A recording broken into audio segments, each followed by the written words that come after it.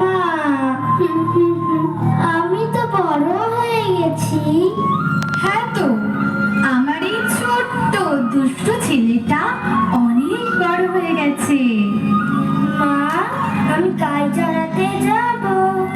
না সোনা, তুমি এখনো অনেক ছোট আছো। আমার ছোট্ট সোনা এখনো সেই বড় হয়নি। না মা, আমি বড় হয়ে গেছি।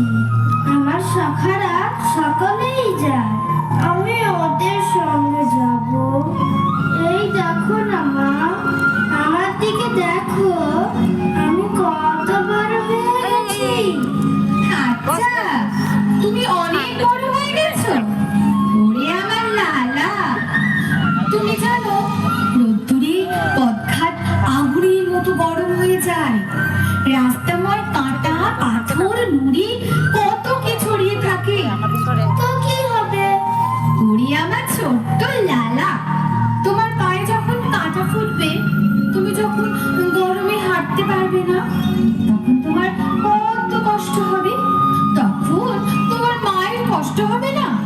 মাতা, আমি যাব, যেতে দাও না মা। ও মা, যেতে দাও না। তুমি আমার সোনা মা, আমার ভালো মা, তুমি যেতে দাও না। আচ্ছা ঠিক আছে, আমি তোমার বাবাকে বলবো তোমার জন্য জুতো বানিয়ে আনতে। তারপর আমার সোনা গায়ে চড়াতে যাবে।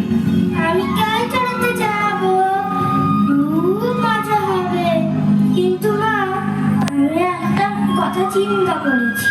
কি সোনা?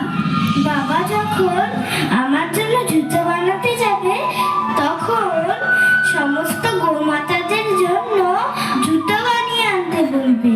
কেন? কেন আবার?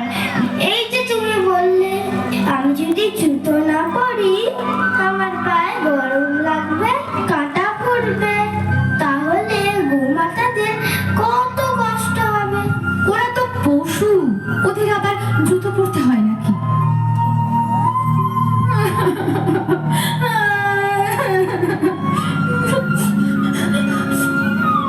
কি হলো কানা? আবার কি হলো? তুমি গোমাতাকে পশু বললে কেন?